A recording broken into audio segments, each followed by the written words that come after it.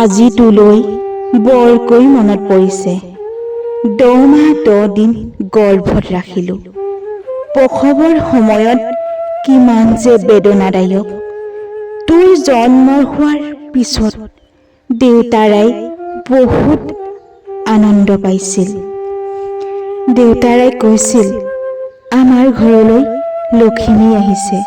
কত যে ফূৰ্তি, কত যে আনন্দ তই আমাৰ মাজলৈ অহাৰ পৰা। দেউতাৰাই তোৰ নাম ৰাখিছিল পংখী। এদিন দুদিনকৈ তই ডাঙৰ হৈছিলি।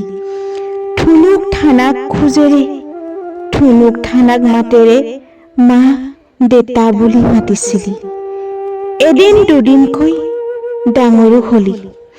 তোক লৈ আমি বহুত ডাঙৰ সপোন দেখিছিলো। তই অভিনয় জগতত অভিনয় কৰিব ললি। তোৰ অভিনয়ে মানুহৰ হৃদয় স্পৰ্শ কৰি গৈছিল।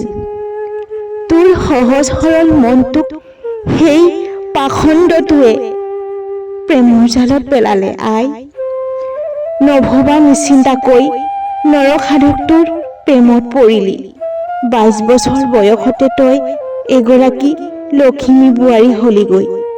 তোৰ সহজ সৰল মনটোক সুবিধা লৈ তোক সিহঁতে বহুত অত্যাচাৰ কৰিলে। আই, তই সকলো অত্যাচাৰ সহ্য কৰি আমাৰ পৰা লুকুৱাই ৰাখিলি। কিয় লুকুৱাই ৰাখিলি আই? পংখী মাজনী, তই আমাক কিয় নকলি? খোলাকৈ আমি তোক কেতিয়াও এনেকুৱা হ'ব নিদিলোহেঁতেন। তোক দস্যুটোৱে বহুত কষ্ট দি মাৰি পেলালে। আই, মাৰি পেলালে।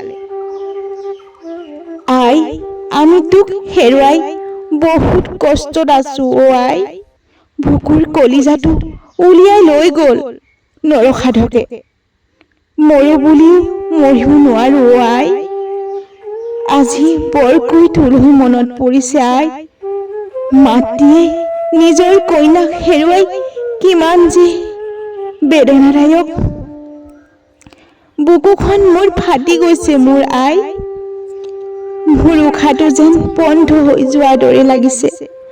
আই, তোক জানো মই ন্যায় দিব পাৰিম?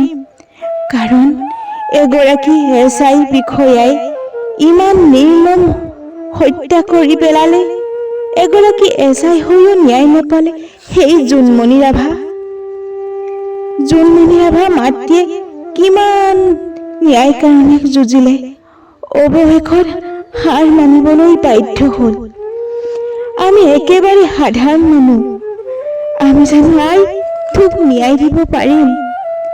টকা পইচা থকা মানুহে যি অপৰাধ কৰিলেও দেখোন শাস্তি নহয়। আমি জানো সেই নৰসাধকটোক শাস্তি দিয়াব পাৰিম? আই, টকা পইচা দি মুকলি আকাশত ওলাই ঘূৰি ফুৰিব। আই, তই যদি আছ সুখে থাক বুলি আমি ভগৱানৰ ওচৰত প্ৰাৰ্থনা কৰিবহে পাৰিম। আই, তই সঁচাকৈ কিয় নকলি? আই, যদি তই আমাক খোলাকৈ কলিহেঁতেন আমি কিবা এটা নহয় কিবা এটা ভাবিব পাৰিলোহেঁতেন। আই, তই কিয় গুচি গলি? আই, তোক চাগে সিহঁতে বহুত অত্যাচাৰ কৰিলে ন? আই, তই এবাৰো খোলাকৈ নকলি। আজি তোক হেৰুৱাই আমি কিমান কষ্টত আছো তই জানো অনুভৱ কৰা নাছিলি? আই, তই চাগে আকাশৰ তৰা হৈ আমাক চাই আছ ন? আই, বহুত কষ্টত আছো। খাওঁ বুলিলেও খাব নোৱাৰো। তোৰ কথা বৰকৈ মনত পৰি থাকে আৰু শুবলৈও নোৱাৰো। সদায় ৰাতি উজাগৰে কটাও জাননে? আই, সঁচাকৈ আমি বহুত নিঠৰুৱা হৈ গলো। আই, তই কিয় এৰি গলি? এগৰাকী মাতৃয়ে নিজৰ কন্যাক হেৰুৱাই কিমান বেদনা, কিমান দুখ এগৰাকী মাতৃহে বুজি পাব।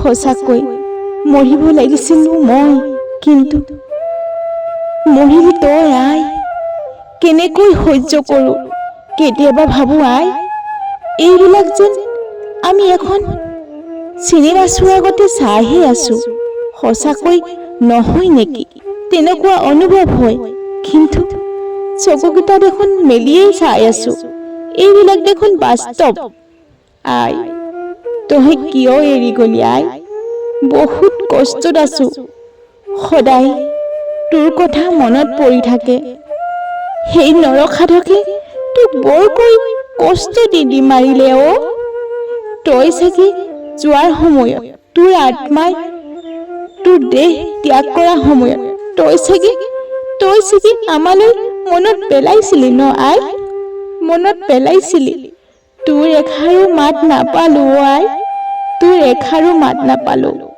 মই বহুত দুৰ্ভগীয়া আজি তোক হেৰুৱালো মই কেনেকৈ জীয়াই থাকিম বাৰু কচোন আই মৰো বুলিলেতো মৰিব নোৱাৰো মই কেনেকৈ জীয়াই থাকিম সঁচাকৈ তোক 22 বছৰ বয়সতে হেৰুৱালো এদিন দুদিনকৈ ডাঙৰ হলি বহুত সপোন ৰচিছিলো তোক লৈ কিন্তু ভবাই নাছিলো তোক যেন এনেকৈ হেৰুৱাম বুলি মই মৃত্যু হোৱা হলে ভাল আছিল কিন্তু ইমান এটা বেদনা মই সহ্য কৰিব নোৱাৰা হৈছো আই নোৱাৰা হৈছো তই য'তেই আছ কুশলে থাক তাৰেতো ক'ব পাৰো মই মোৰ কলিজাখন ফাটি গৈছে আই ফাটি গৈছে মই আৰু বেছি দিন চাগে জীয়াইও নাথাকিম তোক হেৰুৱা বেদনাই মোক বৰকৈ খুলি খাইছে মোকো লৈ যাও আই তোৰ ল'বলৈ মোকো লৈ যা মই নোৱাৰো সহ্য কৰি থাকিব মোক লৈ যাহি আই তোৰ লগতে মই সুখে দুখে থাকিম মই নোৱাৰা হৈছো আই মোৰ দেখোন গাটো জঠৰ হবলৈ ধৰিছে মোৰ দেখোন উশাহটো বন্ধ হৈ আহিব ধৰিছে আই ময়ো চাগে বেছিদিন যাই নাথাকিম নেকি আই তই কিয় গলি গৈ আই মোৰ উশাহটো বন্ধ হ'ব এতিয়া মোৰ উশাহটো বন্ধ হ'ব এতিয়া আই বন্ধ হ'ব এতিয়া নমস্কাৰ